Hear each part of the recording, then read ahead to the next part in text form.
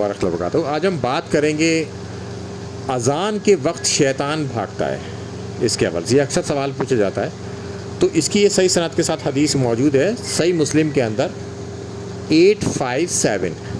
اللہ کے رسول صلی اللہ علیہ وآلہ وسلم نے فرمایا کہ جب مؤذن اذان کہتا ہے تو شیطان پیٹھ پھیر کر گرز مارتا ہوا جاتا ہے۔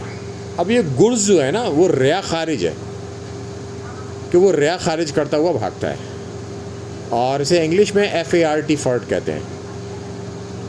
تو ان الفاظوں کا چناؤ اس لیے کیا جاتا ہے تاکہ جو ہے کسی کو شرمندگی نہ ہو تو ایک دوسرے کے سامنے بولنے کے لیے، تو لہٰذا اس میں سخت الفاظ کا استعمال کیا گیا۔ اس میں یہ بھی کیا جا سکتا تھا کہ ریا خرچ کرتا ہوا جاتا ہے، تو اس سے بھی بات کور ہو جاتی ہے۔ تو بہت سارے لوگ اس میں کنفیوز ہو جاتے ہیں یہ کیا چیز ہے، ایسا لگتا ہے کسی نے کوئی چیز مار دی ہو، بڑی کوئی چیز نظر آتی ہو، مگر اس میں وہ کوئی بڑی چیز نہیں ہے، یہ ریا خارج ہونے کا ہے۔